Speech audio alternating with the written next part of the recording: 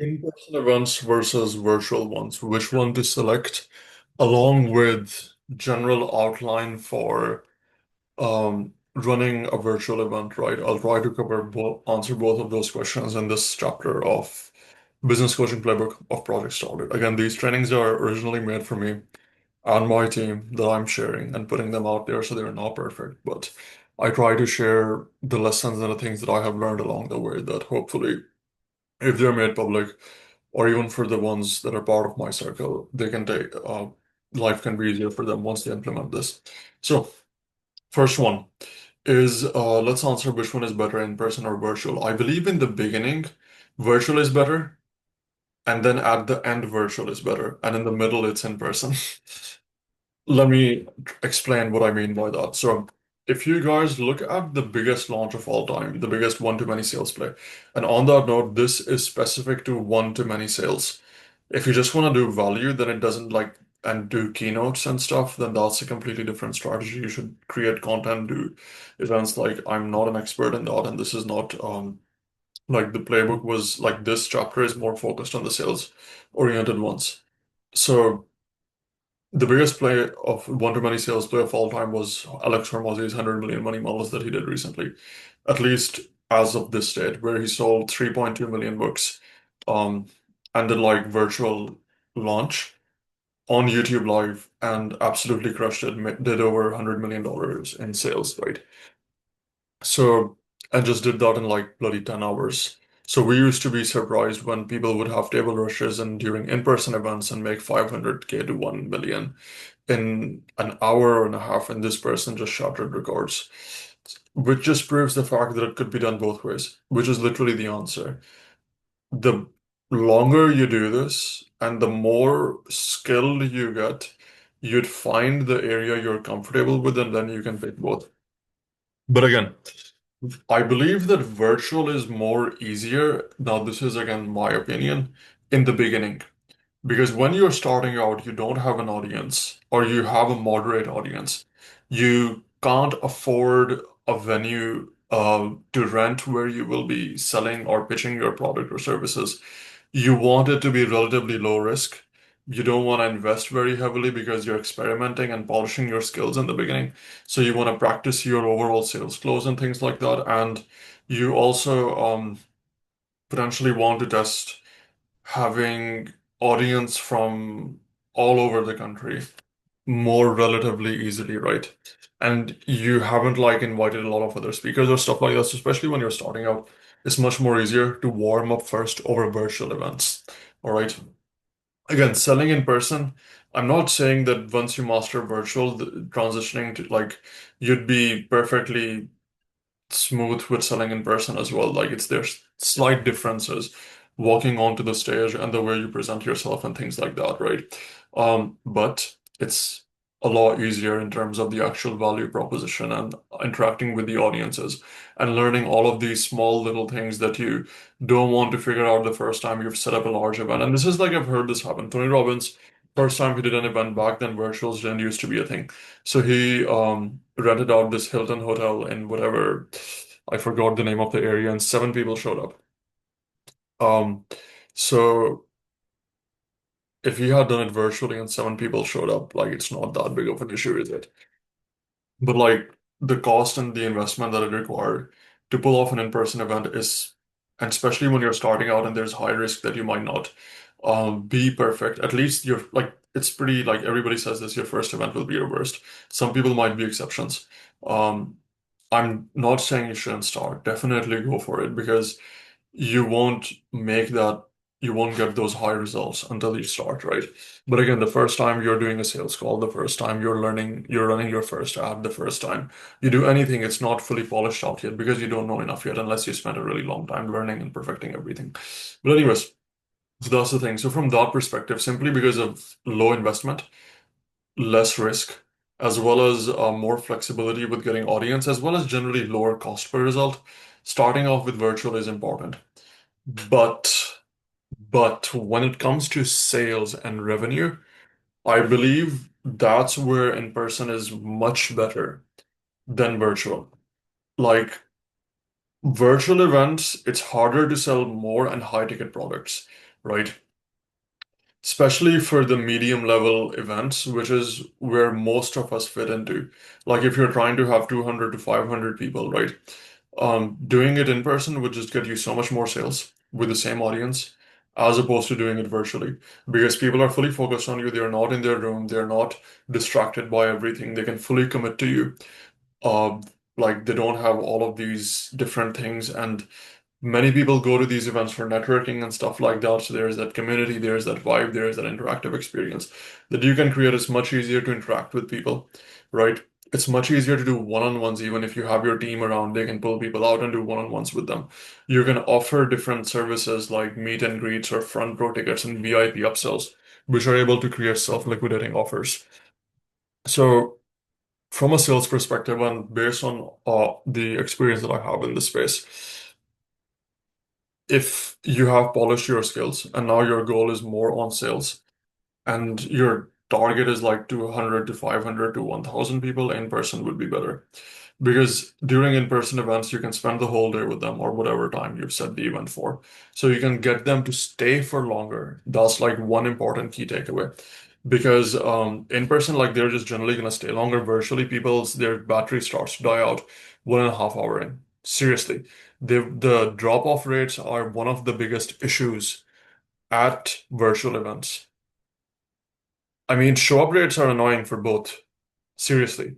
But like virtuals are worse with the drop-off rates because if you mess up or if somebody becomes too boring or if you run into a technical glitch, you can lose half of your audience in like 5 minutes, right? So like it's low investment, but it's also like it has those ends where it's like overall in the long run might not end up being the best strategy. Again, some people absolutely run their entire businesses virtually because they have clients all over the world, which is fine. And some people do hybrid, and that might be what I would recommend you guys as well. But again, in person, you can sell higher ticket products. You can, I mean, sell higher ticket. You can sell 10 to $15,000, as well as get more one-on-one sales, as well as be like build a stronger connection with the audience and talk to them and understand them and show them your presence and all of those things and the closing and the energy. Like it's much easier to create that energy and that environment that happens when you're closing in an in-person scenario as opposed to doing it virtually, right? Um, the people seeing other people buying your products or scanning or going to the back, the social proof is stronger in person as well as just like overall, it gives you more leverage. And obviously, if you're bringing a speaker or you're doing like a sort of thing, it's better to now. Most of you, the reason why you would say no to in-person events is because you think it's more expensive but you make more money. And our goal is cost per sale. So your cost per sale will actually be lower for, in terms of like relative value, your overall value per sale will be higher because more people will buy higher packages. So that's the first thing. And you will make more sales per attendance and per the people who are showing up as opposed to you would do virtually, right? Sometimes 2 to 3 times more for like the same scenario. And you can have more speakers as well that can sell as well if that's the thing that you are trying to walk into. So that's like some and again if so they're looking at this from the ad side, which is the thing, right? They're like, I want to go global. I can get people all over the world. Well, you're constrained by your ad spend, not by so like when people say that I want to do virtual because I want people from USA and Canada and everywhere to come to my event. If you just have the ad spend or the budget to get like 500 people or 1,000 people, you could do the same thing in one city. You don't need to bloody run ads internationally. As a matter of fact, that dilutes your overall show up rates because people want things that are more personalized to them. So if I'm running ads to you that says USA this time, Australia this time, London this time, the chances of you showing up isn't that high because you won't feel like it's specific enough to you. And people have seen those and they just ignore them and just tend to prefer um, so like in that sense, just do that specific to that country. You can still do virtual, but do it specific to that country or that region. Seriously, much better than trying to mix everything in one sort of region. I think Australia and Europe can be mixed in one. Sorry, it's like morning, evening. You can adjust your timings based on that. Also, on that note, generally weekdays, evenings work better from the timing perspective of you doing 1.5 to 2 hour events. Um, like 5 p.m., 6 p.m. works better. If you're targeting business owners, you might do Saturday or weekday mornings, like 9 a.m. or something. These are the two time slots that I would prefer. I might not do it during the day, during lunch or somewhere, because generally people are busy. I won't do it on Friday night because people are going out, or Saturday, or like Saturday morning is a bit tricky. If you're doing it later, it might work. But also if you're targeting business owners, generally it's fine. But like weekday mornings works well as well. Again, also please, for God's sake, if you're doing both virtual and in person, look up if it's not clashing with any other event. Like we've had this happen that during the day of the in-person event, there's like a football game going on, so all the public transport is messed up and people can't come to your venue.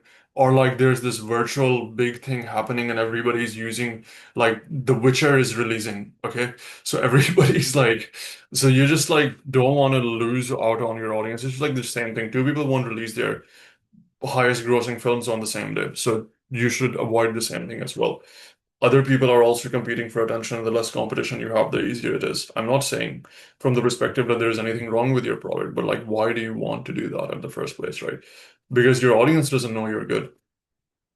If they did, they might not need you because they would have already found the solution.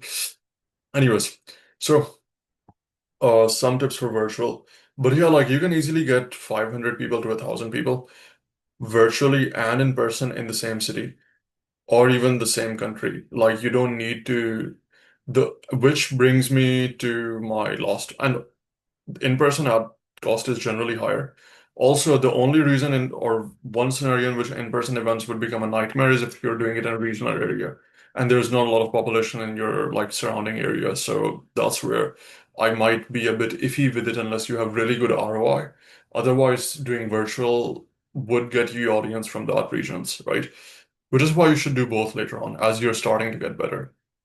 But with now moving on to the next phase, which is what about really large events, like the large ones, um, like what Alex Hormozzi did with getting 100,000 people live. Well, you can't do 100, like it's not recommended to get 100,000 people live, book a stadium, like and do all of those things. Virtual is the better strategy in that case, just because operationally it's easier, and also because you'd still make this, like you can still make sales and you can still crush it. And if you have a large audience, and if you're successful, and if you believe that you get like a thousands of people, and you don't want to book a room in the convention center and pay them 100 grand or something, um, like this is assuming you're not trying to pull off something like the national, like some really big 10x growth conference or Funnel Hacker Live or something, or Aspire Tour or something like that, then absolutely. On the other extreme, this is the thing. For the lowest audience as well as for the highest audience, virtual might be the better strategy. It does depend, but virtual is generally like if you have 50,000 people watching live stream, then I think it would be better to do that virtually, just from like a constraint perspective, and do a YouTube live stream in that scenario and just send everyone that link of the live stream and everything else. And when you're selling or you're offering your product or services, you just in the chat box pin it and repeat it in your overall presentation slides, which is generally the easier thing to do. So that generally takes care of that. Now, yeah. Now coming to the last segment, which is some like general SOPs for running virtual events. When you're, what platform should you use? I think the two easiest is Zoom and YouTube live streams, right? Zoom is generally better, it's more exclusive. You get a specific link and you can just embed that in a button or in like a link they can click to and they're directly sent to the meeting. Now, here are the things that I would recommend you do. Um, Again, like for those of you that are starting, you don't need, like, it's just a Zoom meeting link, honestly. You don't need some special Zoom webinars package or some extra audience. Like most of you that are starting out, even if you got like bloody, I don't know, 300 egos, you'll still probably get like 50, 60 people showing up. So a general Zoom meeting, as far as right now, has a 100 attendee limit, and that's perfectly fine. And the things you do there is you mute everyone. I remember listening to Hormozy's old calls where there were kids crying in the background, so mute everyone. so they don't interrupt you and you don't get static noise and the momentum isn't lost. Also, like what was recommended by Flatland, avoid taking live questions because again, somebody might start sharing their life story, it might kill momentum. Especially during the last phases, like in the beginning, if you want to get creative and you're good at handling people, it might be fine. Because like in person, you can just point to somebody and move to the next person, and it's easier to control there versus virtually. Um, but yeah, so that's the thing with virtual. Generally have another team member in place and also make them a co-host if it's Zoom, so they can kick anybody off who is being weird. Sometimes happens again, or they can answer questions in the chat box and comment people, reply them with the links, or address any queries, potentially introduce you as well, which works. Because like if you've watched the trainings for the sales and the closing keynote sections, you need somebody to introduce you. Generally, don't have the option to register instead of a waiting room. You need to generally have one security measure, right? Like when you're selecting, like when you're creating a Zoom meeting link, just click on advanced settings and over there will give you all of these options. In that, ideally disable waiting room because I've seen this happen where people turn the waiting room on and people come in and because their attention spans are low, it's like they come in early and then they just leave because they don't want to wait for 5 minutes. Happens, right? It's much better to start the room and just mute everyone so they can just hang around or have somebody pump them up, but just generally like it's perfectly fine, right? If you want to include something, just have a registration open where everybody registers themselves before signing up. Uh, so waiting room disabled, passcodes disabled as well. Like the easier you make it for them to join, the better it will be for you as well. Um, Also, it doesn't ensure that you're not distracted when you're presenting, so you have to bring everybody in from the waiting room. So that's like the first thing. The second one would be you have muted everyone. That's perfectly fine on entry. You've made yourself the host and you have a co-host. Pretty much, yeah. And then like you just conduct it as normal. And then when it's over, like you just make your pitch. Like those are like some general SOPs. I can like the strategy, the script, everything else we already covered that earlier. And you just take that link and you send that to everyone who wants to sign up, as well as in the SMS and text messages, and you can shorten it with like an embedded style thing. Click this link to get to to join the meeting. Or if you want to get more creative, you can build a landing page that has the Zoom button and click on this button to start the Zoom. And that, so you just send the link of that page to whoever needs it, right? So that's like one thing. Now, um, I believe for the time being, yeah, YouTube is like pretty straightforward as well. You schedule a live stream, you take this link, and then in all your nurturing sequences and all your thank you pages and everywhere, you can just have that link and ask them to bookmark it. And then also when you're about to go live with your virtual event, just announce everywhere in your socials that I'm about to start. And honestly, it's that simple. That's it. You might run into more unique issues that you might experience later, which might be tailored to you. Um, if you're trying to be cute, sometimes I've seen that happen where people try to get music in the background or something like that, and then um, it messes up with the audio or something. So as long as like you stay simple, or when you're testing things out, this would be the easiest suggestion, practice in advance. Do a play session in advance, get like some of your friends or people you know, and do a backup or do like a preemptive live stream session, get a feel of it, realize like experience what it looks like so you know how it goes. Do your entire pitch and sales presentation, start to finish, two, three times so you get a feel of it and you know that this is the areas where you go up and you go down. Hormozy mentioned for his 100 million leads launch that he did, which was the one before Money Models, he spent 100 days, 2.5 months before the event, every single morning, doing the whole presentation end to end, and then also then watching it and seeing the areas where he could have improved or not, and then adding and removing things. So he would spend like 5 to 6 hours. Now, you don't need to do that. But that launch allowed him to like get 100 million leads and was regarded as one of the biggest launches of all time. And then he crushed it with the next one, which is 100 million money models, right? But so yeah, definitely practice, get a feel for it, and that will make life and everything so much easier for everyone involved, right? And I will see you guys in the next video.